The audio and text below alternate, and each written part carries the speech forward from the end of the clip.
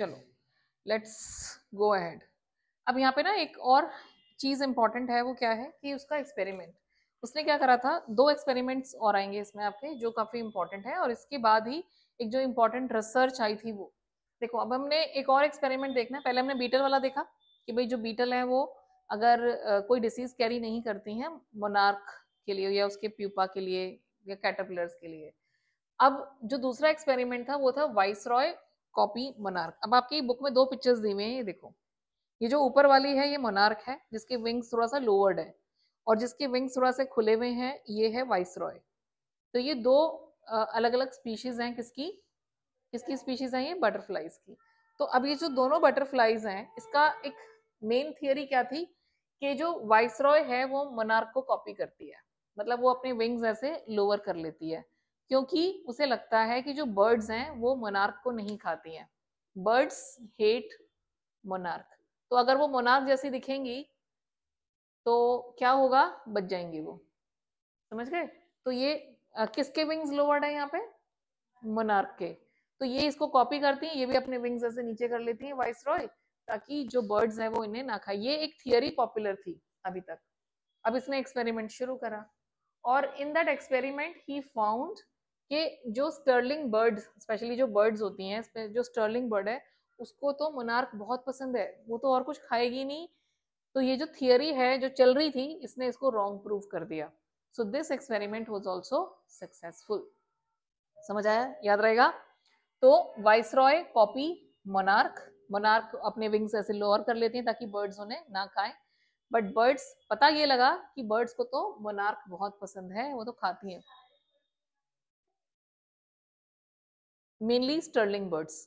अब जब Stirling bird खाते हैं तो बाकी की बर्ड्स भी खाएंगी। इनके हमारी तरह इतने नखरे नहीं होते, दे आर नॉट फसी ईटर्स कि हमें पिज्जा ही खाना है या बर्गर ही खाना है या मोमोज ही खाने हैं। इन्हें इंसेक्ट से मतलब होता है, जो इंसेक्ट मिल जाए खा लेते हैं। तो ये वाली थियरी तो फेल ही हो गई कि भाई ये, तो ये वाइसरॉय इसलिए कॉपी नहीं करती हैं उसको कि अपने विंग्स लोअर करती हैं, वो एक नेचुरल फिनोमिनन है, आप ये कह सकते हो। समझ गए? अब उसके बाद अब उसने एक और एक्सपेरिमेंट करा कि जो बटरफ्लाई का जो प्यूपा होता है उस प्यूपा के ऊपर 12 गोल्डन स्पॉट्स थे, नेचुरल थे ये। तो अब सबको ये लगता था ऐसे ही होंगे भाई, ऑर्नामेंटल स्पॉट्स हैं ये, अपना उसकी ब्यूटी को एनहांस कर रहे हैं वो। लेकिन इसने फर्दर एक्सपेरिमेंट्स करा। अब इसको थोड़ा अच्छी लैब्स वगैरह मिल गई, एडवांस्ड मशीनरी होती हैं उसमें। तो जब इसने रिसर्च करी तो पता चला कि ये कोई ऑर्नामेंटल स्पॉट्स नहीं है, ये जो गोल्ड स्पॉट्स हैं ये ऑर्नामेंटल नहीं है। ये क्या थे? These gold spots were actually carrying hormones.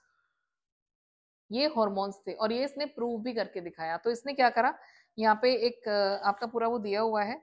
He grew cells from the monarch's wings in a culture. Culture क्या होता है? सोल्यूशन होता है बीकर के अंदर, उसमें रखा जाता है। तो उसके अंदर इसने क्या करा, सेल निकाले। किसमें से? मोनार्क के विंग्स में से। विंग्स में से सेल को निकाला, उन सेल्स को कल्चर के अंदर रखा, और उनको फीड किससे किया? ये गोल्डन स्पॉट्स में जो हॉर्मोन्स था उससे। और उसने पूरे विंग्स कल्टीवेट कर दिए आउटसाइड। समझ रहे हो? तो आज के टाइम में तुम देख रहे हो ये जो टेस्ट ट्यूब बेबीज और ये सब जो हैं, ये एक्सपेरिमेंट्स क्यों हो पाए? Because of these discoveries. आज के टाइम में आप पूरा एक क्लोन खड़ा कर सकते हो ह्यूमन का, पूरा वो बन जाता है। बहुत सारे बॉडी पार्ट्स आजकल सेल से दोबारा रीडेवलप हो जाते हैं। जैसे मान लो अगर किसी का लीवर खराब हो जाए तो लीवर को काट देते हैं, जो खराब हो गया वो अपने आप ग्रो हो जाता है।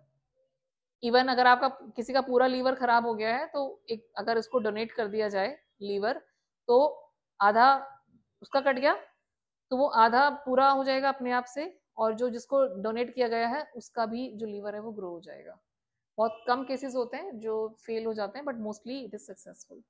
समझ रहे हो? तो जो साइंटिफिक इन्वेंशंस जो आज हम देख रहे हैं उसका कंट्रीब्यूशन किसको जाता है? ऐसे साइंटिस्ट को ही जाता है। उसके लिए शुरुआत में तो ये सिर्फ बच्चों का खेल था कि भाई तितलियां इकट्ठी करो और ये सब, है ना, उनकी माइग्रेशन पैटर्न को स्टडी करो, बट देख रहे हो कैसे कैसे वो आगे बढ़ता चला गया। So one way leads to the other way. याद है रॉबर्ट फ्रॉस्ट की poem, the road not taken? तो एक रास्ते पे जब आप निकल जाते हो ना, भले डाइवर्जन आएंगे, बट एक रास्ते पे एक बार निकल गए तो उसके बाद आप आगे बढ़ते ही चले जाओगे। दैट इज इंपॉर्टेंट, और this is the important lesson that you are learning here. तो ये एक्सपेरिमेंट्स आपको सिर्फ एग्जाम्पल के तौर पे बताने हैं, बट मेनली आपको क्या बताना है कि कैसे आप लाइफ में सक्सेसफुल होते हो और कैसे साइंस हेल्प कर रहा है आज हमारी लाइफ को बेटर बनाने में। साइंस ने बर्बाद भी करा है हमारी लाइफ को, हमें लेजी लेथार्जिक बना दिया है, इतना पोल्यूशन क्रिएट किया है, लेकिन वही साइंस हमें सोल्यूशंस भी दे रहा है ना। तो this is the example.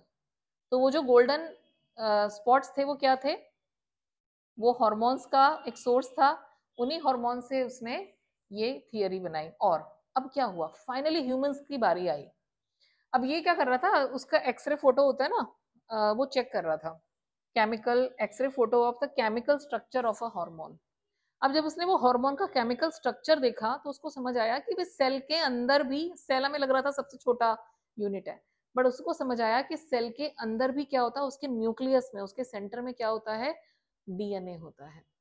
And that DNA controls heredity. बस इतना याद कर लेना, ज्यादा इसमें घुसने की जरूरत नहीं है, क्योंकि सारे बच्चे साइंस वाले नहीं होते, उन्हें इतना इंटरेस्ट नहीं होता, बट इतना तो मेरे ख्याल से आप कर सकते हो।